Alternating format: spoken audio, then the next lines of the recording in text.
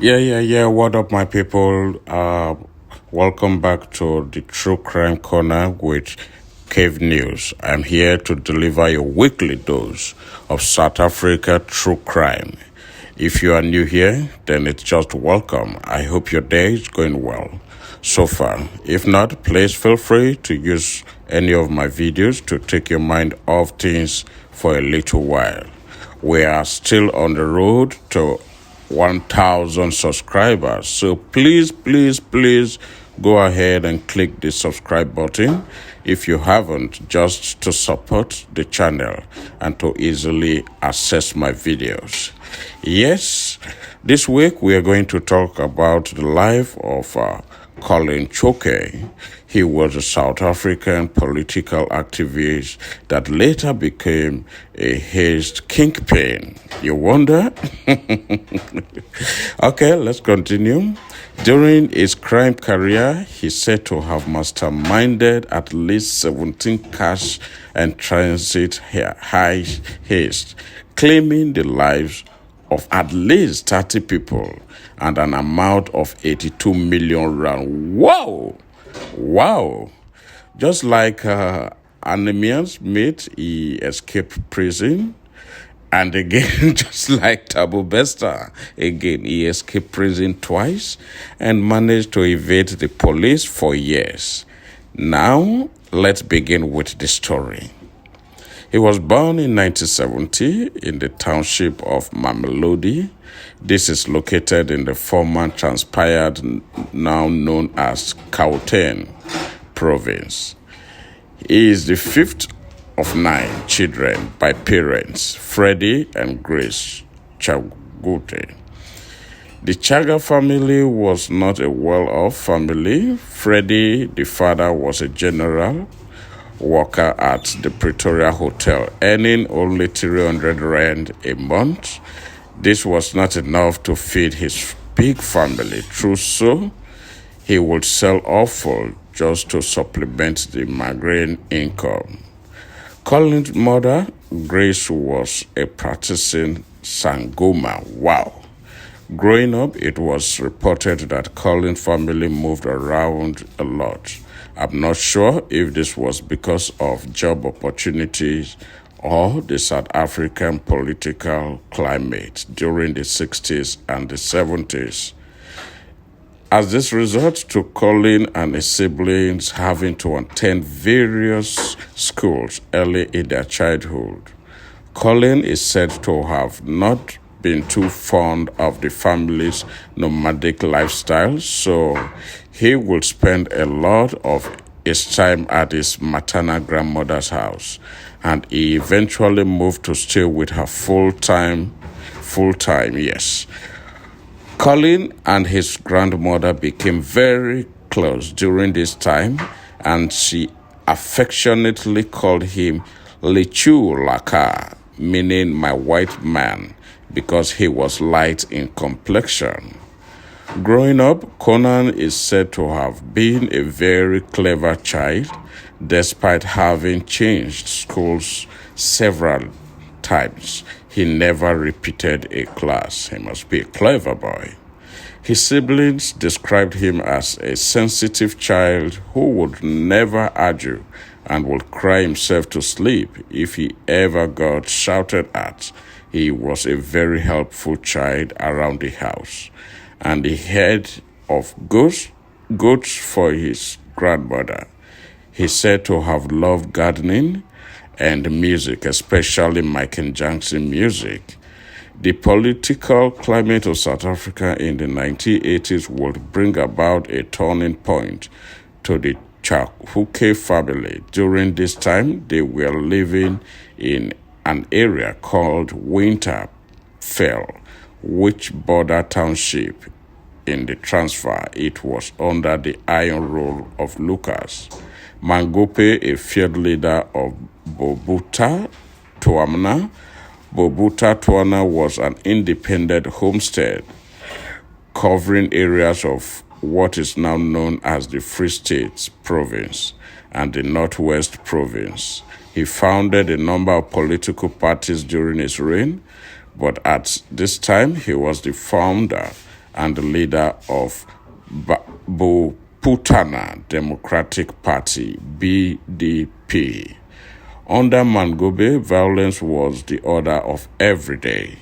He uses defense force and the police to suppress anyone whom he suspects to undermine his rule. At this time, Collen would join a political party called the African National Congress, also known as the ANC. The ANC was against Mangote, and because of Collen's association with the ANC, the police would frequently visit the Chauke household looking for him. One time, they opened a rain of bullets to their family house, but unfortunately, no one was harmed. This incident, though, did not in any way faze Collen. Instead, he rose to the rank and became the ANC leader in that area. He was almost hanged to death by the police for this position. Fearing for his life at this point, Collen gave the kanji and went to Zambia to join the ANC military wing. He spent the rest of the 80s in exile, and when he finally came back in the 90s, he worked within the ANC structure in Winterfell. He soon rose to the position of a council lamp. When he became a councillor, he bought new taxes and put his older brother in charge. Life was never better for the Chauke family, but things would soon change when Collen became involved in a series of crime incidents and was rumored to be part of a gang that ruthlessly carried out cash-in-transit heists. In 1993, Collen was convicted of car theft and sentenced to 4 years imprisonment. He was sent to the Johannesburg prison, but after serving just 1 month, he escaped and would not be caught for years. After this arrest, though he was forced to resign from his position as the councillor, I'm not sure if at this point he was already part of this gang or he joined the gang after his prison escape. He would continue living as a free man until 4 years later in 1997. On the 18th of October 1997, a Saturday, this gang, which included Collen and his 3 friends, is said to have hijacked an SPV cash-in-transit van in Arcadia, Pretoria. From the heist, an amount of 12.6 million rand was lost, and 6 SPV employees were abducted. Collen would be arrested 4 days later on the 22nd of October in connection to the Heist. He was with his girlfriend at that time, Charlene Tabani, at a flight in Krakow Park. During this arrest, an amount of 1.3 million rand was recovered from the flat, and weapons were found laying around. Collen's 3 close friends were also arrested around the same time in connection to the heist, and they were all held at a Pretoria local prison. They would escape 2 months later while awaiting trial. This escape is said to have been one of the most chaotic in South Africa history. It was a hail of gunfire, and prison guards were held hostage until the group of prisoners successfully escaped. This escape set in motion one of the biggest manhunts in the country, and the police were very confident that they would recapture Collen in no time. To aid the manhunt, a reward between 100,000 and 200,000 rand was offered to the public, and it was later increased to 300,000 rand. With this reward, though, a couple of fake Collen Chaukes surfaced at first rumors emerged that Collen was arrested in Namibia for another heist he had carried out there. Then Collen Chauke was arrested in Midrand, but it turned out to be the wrong one. The royal Collen Chauke was living large and fountain like there was no bounty on his head. He was spotted a number of times driving around in Pretoria in his yellow BMW. He even had delivered a Christmas card at the lead investigator's house. Months were going by and Collen was still at large. In February the following year, he apparently turned up at a party to celebrate the 40th birthday of the Deputy Minister of Environment and Tourism, Peter Mukaba. Guests at the party said that he was having a time of his life until Mugabe's neighbor called the police complaining about the noise, but by the time police arrived at the house, Collen had slipped away. The minister was called out for not alerting the police as soon as Collen arrived, but he denied knowing who Collen was, saying that he would have arrested him if he had known. At this point, Collen was taunting the police.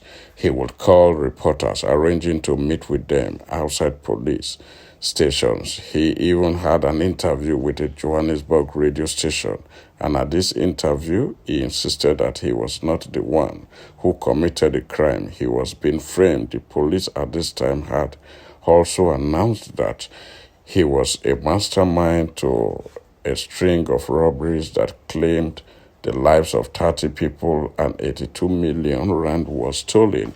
Collen denied all these accusations and said he was only a cocaine dealer. The year 1998 went by and Collen Chauke was still a fugitive. It was only mid-January 1999 that Collen would be recaptured. He was apprehended outside a luxurious house in Nesprut, where he is reported to have been staying with a woman by the name of Dutun Goshen. The house had been under police observation for a fortnight before Collen's recapture. The police had received the tip from the neighbors after Tutu went around posting about dating South Africa's most wanted man. She was also arrested as an accomplice. I'm not sure whatever came of her case, because when she got arrested for her harboring Collen at the fraud charges against her surface, apparently Dudu was against the check, and these 4 charges had been brought to her and her former boyfriend, and their trial was scheduled to start on the 30th of September 1999. Collen, on the other hand, was remanded to the Pretoria C-Max, the ultra-high security prison in Pretoria, now known as Post Maburu Prison. His 3 friends, aka gangs members Luka, Siende, Petro, Chanwene, and Mafi Gamasango, had also been remanded to the same prison with charges of robbery with aggravation circumstances for the Arcadia robbery in 1997. They had a series of court appearances before their trial began, and they all denied any involvement in the robbery and the kidnapping of 6 SPV employees. 2 of their co-accused, Machangu and Zangwani, were later cleared of all the charges, citing the lack of evidence. The 3rd court accused Lucas Sende had an ongoing trial for another case of Heist that also took place in 1997. These appearances, Collen was the only one on handcuffs and Lake Irons. He was now branded South Africa's most dangerous criminal. His trial dragged from year 2000 to 2001, and it drew hundreds of people to the court. With each appearance, Collen was involved in his defense during the trial, testifying in court on the event that took place on the 18th of October 1997. He said that he had lent his car and cell phone to his girlfriend, Chadin Tabin. She had told him that the night before that she needs the car and the cell phone for a job. Tabani left Collen sleeping at a flight in Craig Hall Park. And he later woke up, made himself bounce, and went to Saint-Tin to buy a gift for his girlfriend's son, who was getting baptized the next day. According to Collen, Tabin called him saying that she will only return a few hours later, and he told her not to bother. He will ask a friend to pick him up or take a taxi instead. He also told her that he will go to the movies after shopping for the gift. Collen says he only returned to the flat the next day, early Sunday morning. They then attended the christening on Sunday. I think what they mean is that they went to church that Sunday, and he returned to Pretoria, where he lived on the 21st of October, 1997. Tuesday, Collen returned to Tabani's flat. He says that he arrived at night and he didn't notice any money or weapons lying around. Early the next day, hell broke loose when Collen and Tabani were woken up by banging on the doors and windows. Just as they were still trying to figure out what was going on, Collen putting on his pants and windows and doors came crashing down. A troop of policemen came in, and Collen was ordered to lie down on the ground. Confused and scared, Collen was handcuffed and told that he was under arrest for robbery. He was then taken to the lounge of the flat where he was meant to wait while the police were searching the flat. Still in confusion at this point and trying to talk to the police captain, one of the officers came through and said that he had found a lot of money on the top shelf in one of the wardrobes. Collen said he was not aware of the money or guns that the police claimed to have found. The police also found some of the money laying about in the bedroom, but Collen denied any knowledge of the money. During his testimony, an estimate amount of 1.3 million rand is said to have been recovered in Charlie Tabani's flat.